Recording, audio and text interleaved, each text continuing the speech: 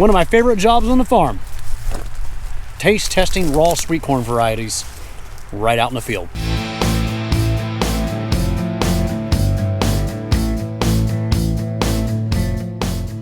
Good morning, folks, and welcome back to Wishwell Farms on this beautiful Tuesday morning. Today's video is going to be a vegetable crop update from our very first plantings to the very end and ongoing.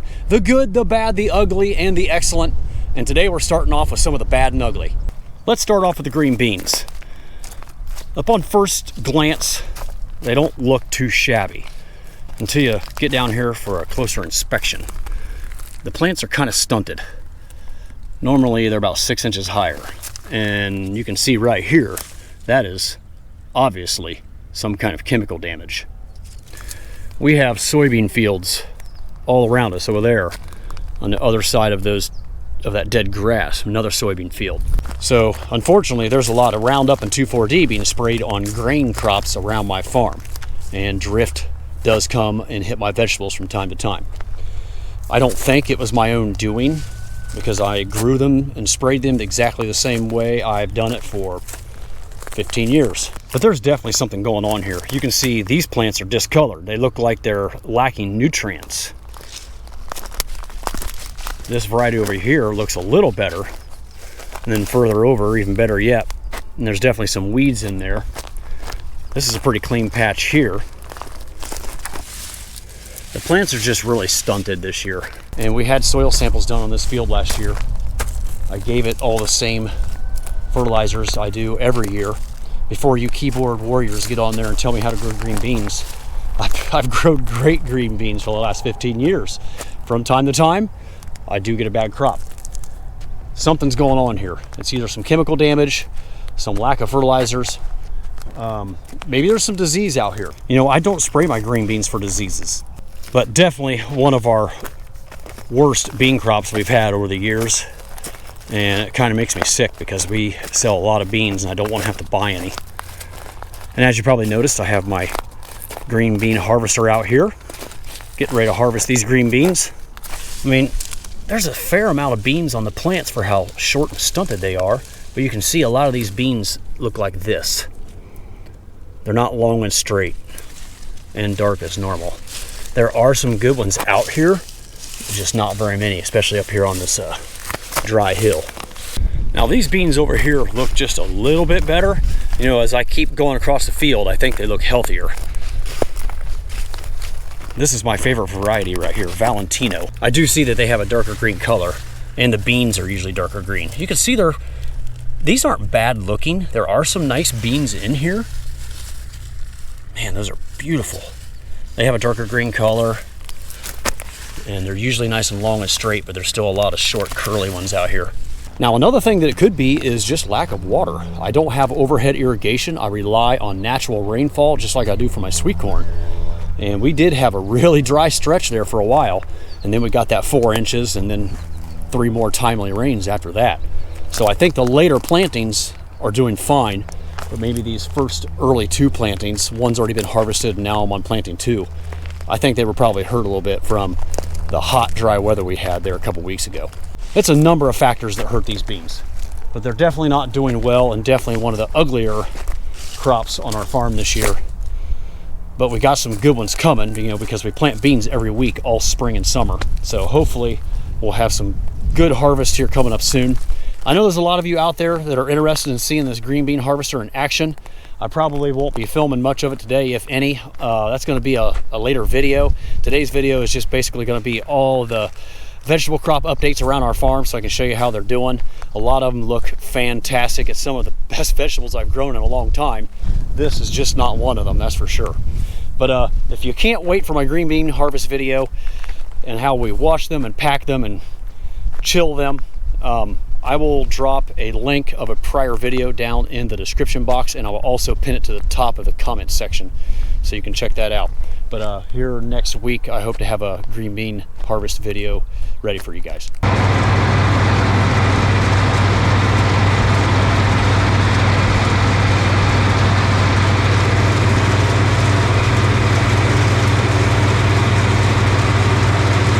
So this is what a row of harvested beans looks like.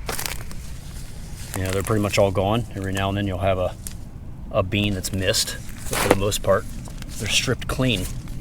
Here's what they look like. You know, I've definitely seen worse. I mean, there are some nice ones in there, but you know, for the most part, they're all kind of short. The biggest issue is that was one whole round, and I got a tub and a half. Normally, I get 6 to 10 tubs on one round. That's how bad the yield is. Just finished up green bean harvest for the day, and I'm heading home for lunch. I'll give you a look at what we harvested. It's 18 tubs full, and it should have been 4 times that. That's how bad our harvest was. But hey, at least we got some beans, and they look halfway decent. Just a very small yield. This will be about half, maybe half of what we need to get us through the weekend.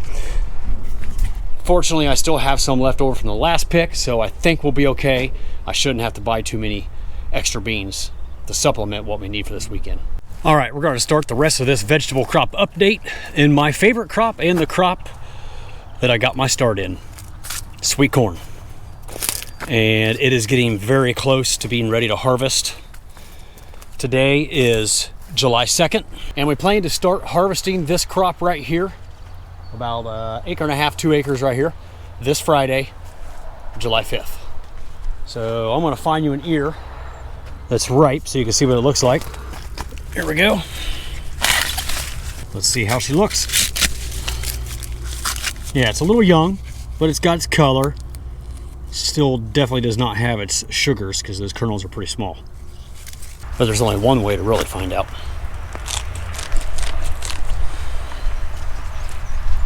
It's getting close. Oh man, that's fabulous. One of my favorite jobs on the farm.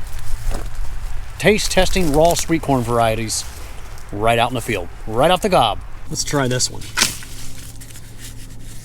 See, when they're ripe, they start getting not only the brown silks, they start drying out. I look for a little bulge.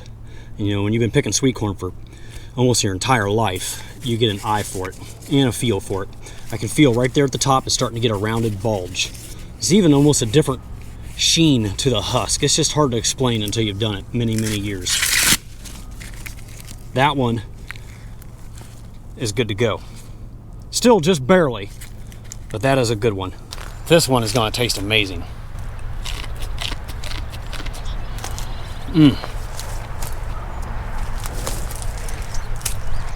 It's very sweet, but it's going to continue to get better.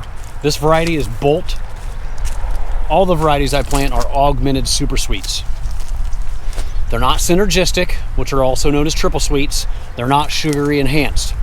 These are, sometimes they have the name extra tenders.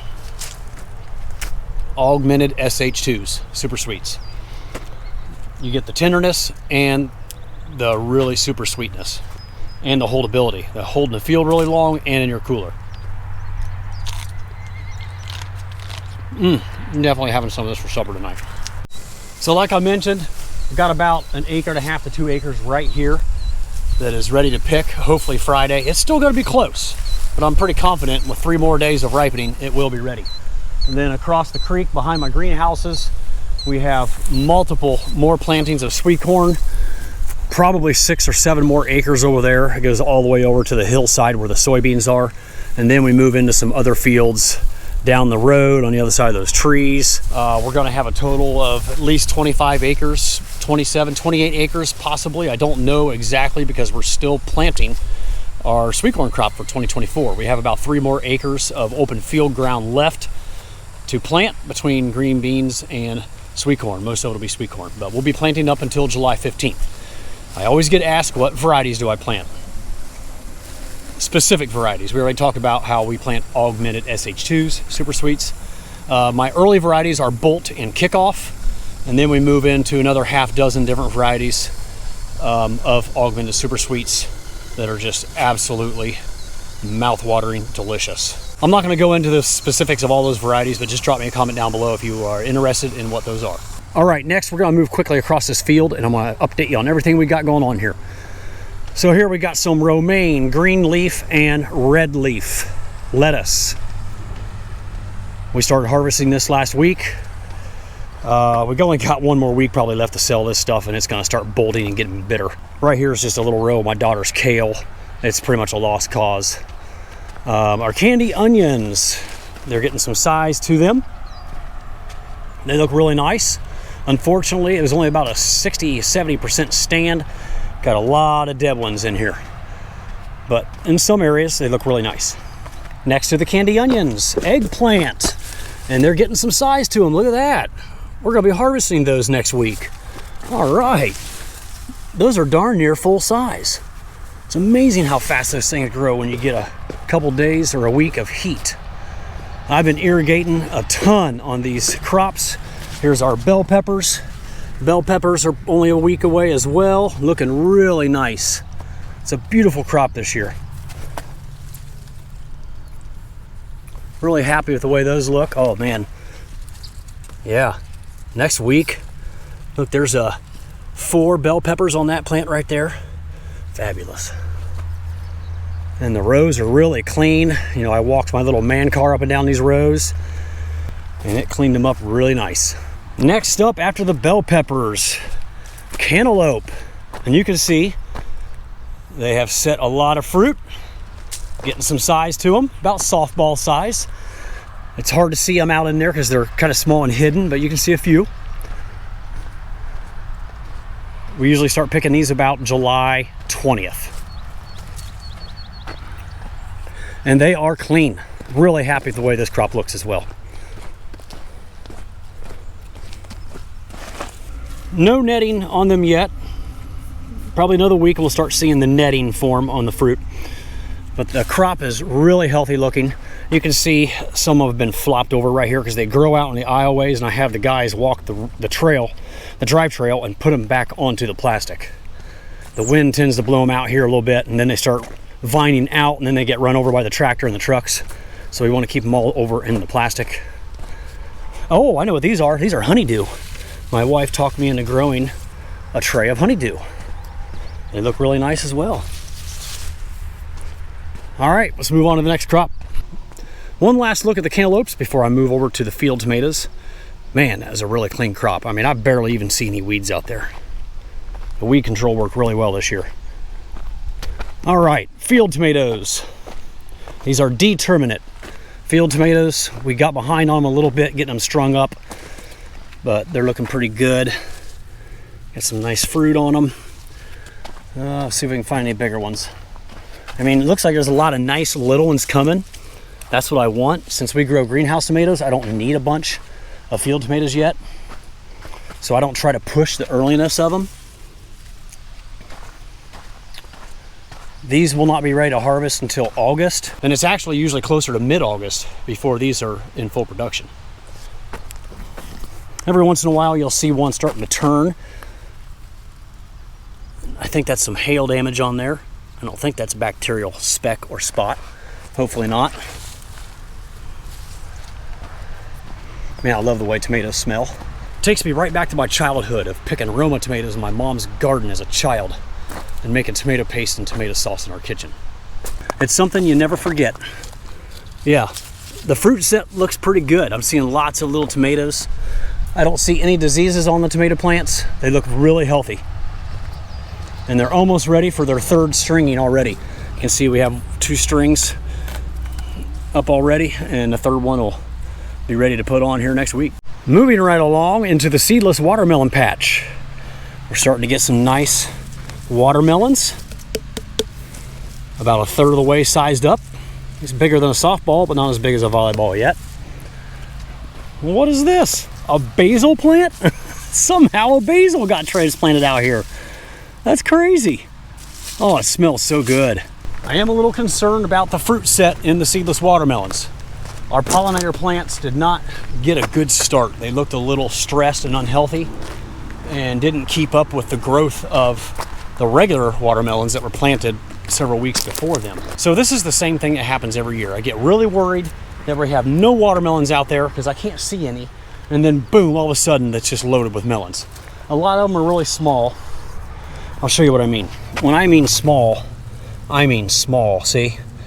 He is a little guy, just starting. Oh, they're so cute. Little baby watermelons. Some of you have wondered about the pollinator watermelons. Are they harvestable? I would say no. They only get about as big as softballs, and they have this pale putrid green color, and they're full of seeds. So that is one of the pollinators. And here's one of the seedless. It's a nice looking one. Most of them should be darker. This is a kind of a lighter rind pattern. I like the darker ones. There's less tendency for the color, the green color of the watermelons to bleach out from the sunlight. If you don't happen to have a really thick foliage of watermelons shading out the watermelon themselves, if you have a stretch of hot sunny weather, it can bleach the watermelons out and they get kind of a pale lighter green color. So I usually plant the darker ones. This first variety, it must be a lighter one. I think it's Sweet Polly, but El Capitan and Red Garnet are really dark. They're out here, but I'm not seeing any. Maybe this is one. That looks a little darker. It's just really hard to see them with all these vines, and I don't really like to walk in here. There's another one. Yeah, they camouflage in here so well, it's hard to see them. So I think there's plenty of watermelons out here. It's just hard to see them by quickly walking through here. More of an oval shaped one there. That one looks like a seeded watermelon, but I know it isn't because I don't plant seeded. One thing's for sure, the honeybees are working overtime out here. I see them everywhere, pollinating, landing in the flowers, doing their job. That's why you do not spray vegetable crops during the day. You got to do it really super early in the morning or really late at night after the bees have done their thing and returned to the hive. Next up, right beside the watermelons, are the cucumbers. And they're finally getting some nice length to them. That's what I like to see. 8 and 9 inch long cucumbers. Beautiful. And they're clean, no hail damage, not too much bug damage. You know, that's what that is right there. Cucumber beetles start crawling around and gnawing on the cucumbers. But they're somewhat loaded for as small as the plants are. Usually, in the past, these cucumbers fill up the entire row like the watermelons. And you have to step on vines to get through here. They're still vining out. They may still fill this out, but they're definitely not as thick as they normally are. But there's some nice ones in here that are being harvested now. We pick them every other day. They'll be getting picked again tomorrow. Beside the cucumbers is the zucchini. And they are struggling a little bit. We're getting some of this. Look at that, they're all rotten on this plant. I haven't seen this in years. I don't know what's going on. I'm not too concerned about it because I know they're gonna come out of it. They're just under some sort of stress, and they're still giving us nice, sleek, glossy, spineless zucchini. See that? These branches are spineless. They do not cut you and scratch you or poke you. This variety is spineless perfection, and you can see I got rotten zucchini all around this one good one. Really weird. And here's one that got missed the other day. We like to pick them before they're that big, but this will get picked tomorrow, and there are people that like big ones for making like zucchini bread or muffins or zucchini boats or something like that. But this spineless variety is amazing. If you know what I'm talking about, you may want to consider trying these if you haven't. Nothing worse than getting your arms all scratched up and tore up while you're harvesting zucchini. Yes, it could be avoided if you wear long sleeve shirts, but who wants to do that when it's 85 degrees out, right? Yeah, we're not getting near the yield on our zucchini as we typically do, but that's all right. We're still getting enough. They could definitely use a little shot of fertilizer. And we got a train. I'll be right back. And directly across the trail from the zucchini is the winter squash. We got spaghetti squash here, getting some size to them. They look really nice, and these are not spineless. Those things will shred your arms. Woo! I'm glad we don't have to pick those in the summer. We got 2 rows of spaghetti squash, and then 2 rows of butternut squash, 2 different varieties, so you can kind of tell. Good grief, someone's shooting right back there. Sorry about the noise. Let's see if we got any butternut squash. setting fruit yet. It doesn't really look like it. This is Primavera. We got two different varieties of butternut here. One is better nut. I can't remember what this one's called, but I'm not really seeing. Oh, there's one. Just a little guy. Then we got some open ground here. I'll probably put some more sweet corn or green beans in here. Just worked it up last night. The weeds were getting out of hand. Then we move to the other half of the vegetable field, where we are still in the middle of transplanting. This is the only section that I'm seeing some weeds coming up in, and it's just thistles. So I'll probably run my little man car sprayer up and down these little aisleways to clean that up. But this is going to be our final 2 rows of cucumbers and zucchini. It'll be planted here in the next week or 2. Our second planting of tomatoes, we just put 1 row out so we can have nice big green tomatoes for our sweet pepper relish. By the way, we make a sweet and hot pepper relish in our commercial kitchen at our old dairy facilities. I will be doing a video on that at some point. Next up, we're going to have 3 rows of broccoli, fall broccoli. It was just seeded. 5 rows of fall cauliflower that is ready to transplant at the end of the week. Planting number 2 of cucumbers. They look really nice. They're really starting to take off now. Just started pumping some water to them today. They were getting a little dry and thirsty. And planting number 2 of zucchini, 3 rows as well. Right here is planting number 2 of our cantaloupes. They look pretty decent, starting to vine off the plastic a little bit. And our 3rd and final planting of cantaloupes that was just transplanted yesterday. So I'm really happy with how these crops look. I'm happy with how weed-free the fields are. And even though it might look almost perfect now, it's only a matter of time before the weeds all start coming. But if we stay on top of it, a little at a time, pull the big giant rag weeds as they come up, pigweed, lamb's quarter, Jimson weed, we try to pull those as they come if they're not too thick, and then all the other little stuff. And morning glory, I'll run my little sprayer up and down the rows at least once or twice here in the next couple weeks or next month, and then that should clean the field up pretty well and keep it clean for the remainder of the season. All right, I'm just about ready to run you down the road to some other fields at our other farm where there are some later plantings of sweet corn and green beans to show you those. But first I wanted to show you this ground I just worked up here beside cantaloupe number 2. I forgot to show you when I was down here. This was a weedy mess last night. Got it all disked up, and I think I'm gonna put some green beans or sweet corn here. I'm not sure yet. And I have another little spot right over there beside that sweet corn. So I got a lot of little plots of land that are suitable for some of these late sweet corn and green bean plantings. Like I said, it's July 2nd. We plant corn up until July 15th. I have planted as late as the 17th and the 19th many years ago, but that corn would often run into potential frost in mid-October. And by then, I'm sick and tired of picking sweet corn and going to farmers markets. I want to be done in early October. So July 15th will be our last sweet corn planting, and the very final few days of July will be our last planting of green beans. And then right here we have the next planting of green beans that will be harvested next week. And then even a later one, you can see these are in the bud stage. There's no beans formed yet. Those will be harvested in 2 weeks. So I plant green beans once a week, and it usually works out just right to be into a new patch every week. And right here we have our first planting of purple green beans. You can see how the buds are the color of purple and the stalks are kind of purpley. This variety is called Sea Line. 8 rows of Sea Line purple, and then we got our yellow wax right here. Here's some pretty late sweet corn here. You can just now row it. There's actually one more planting even after this one, back there on the hill by the woods. This patch of green beans looks really nice. Look how clean that is. This was planted a couple weeks ago. This was just planted last week. They look really nice as well.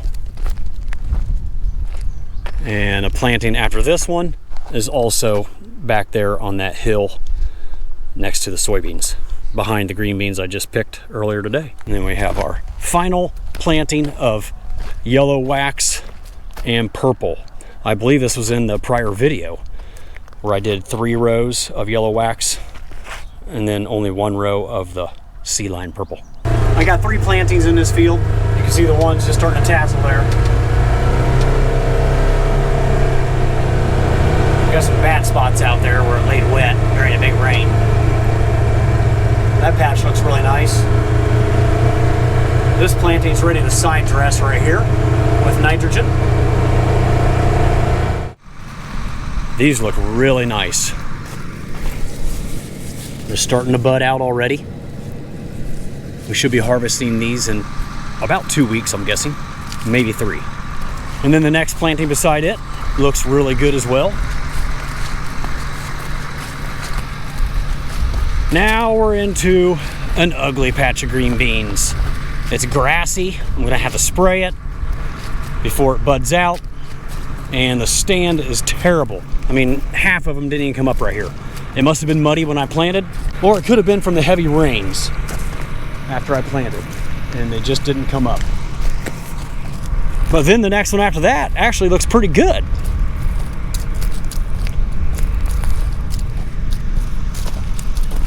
This is a giant ragweed. We call them horse weeds. They'll grow 12 feet tall if you let them go. Here's a little look from the other side of the field. I was just down there by that big sprayer showing you the green beans, and this is the other end where the sweet corn is. It doesn't look too bad. The weeds look like they're under control. Corn's a little spotty here and there where we had some muddy spots up here on this hill. But for the most part, pretty happy with this corn crop.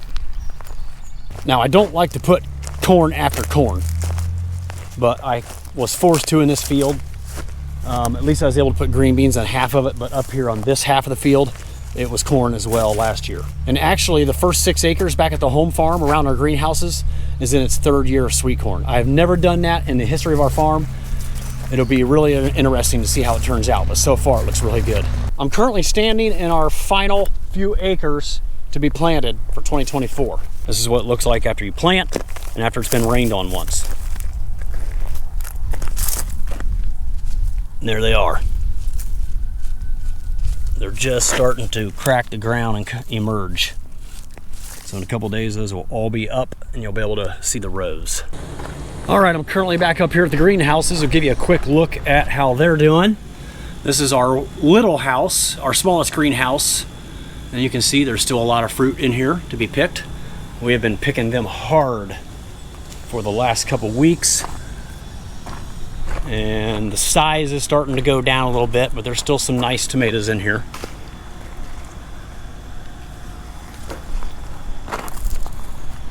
And now I'm in the tall house. Most of these tomatoes are really small now, but they still look really nice.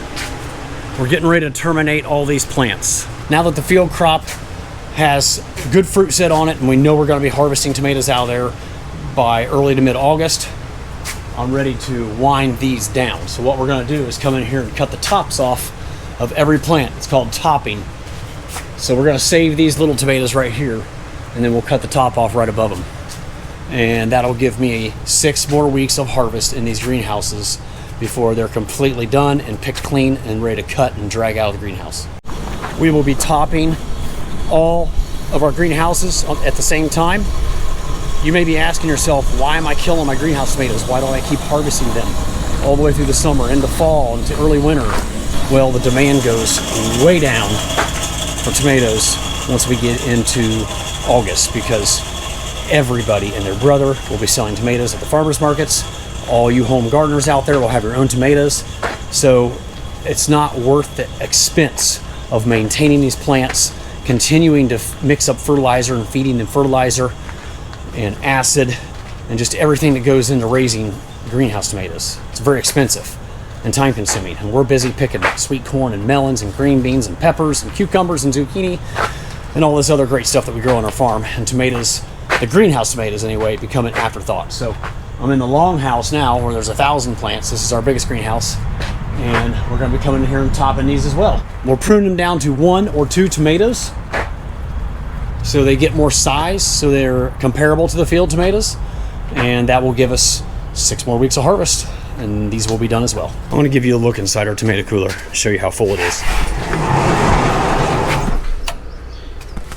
Might be a little dark in here. We are loaded down.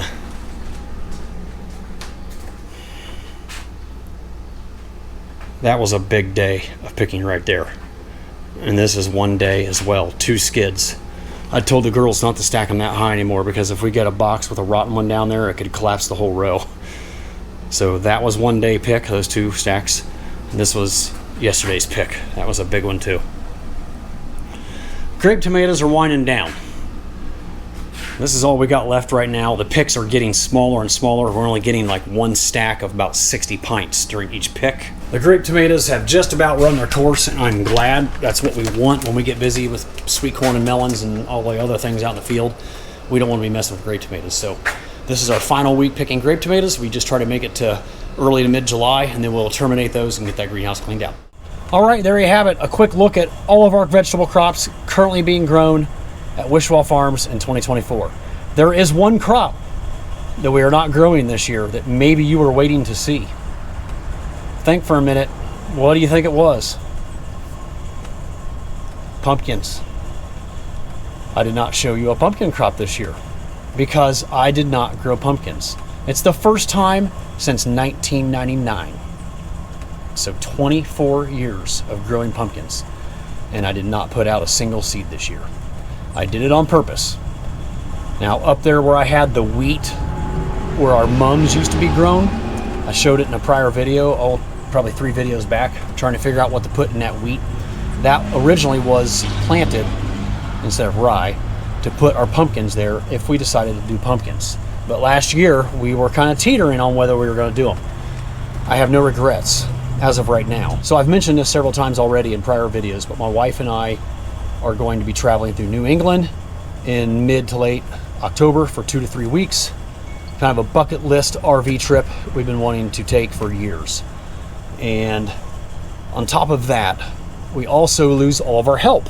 All of our high school and college help is back in school, and we don't have the help to pick pumpkins unless we have some homeschoolers helping us out, or a couple adults. And by that time of the year, I'm just burnt out. I am ready to be done with farming and take a break and be done dealing with the public. And normally, that's when we open our farm up to people walking around buying mums and picking out pumpkins out of our yard and field, and there's just never a break. No privacy, because this is my residence at my farm. So it's going to be kind of nice to be able to just shut things down and be done in October for a change. And in addition to all of that, my father is getting up there in years and has had some health issues lately and not able to help with planting and harvesting of our corn and beans. So it all falls on my younger brother, and I jump in there and help when I can.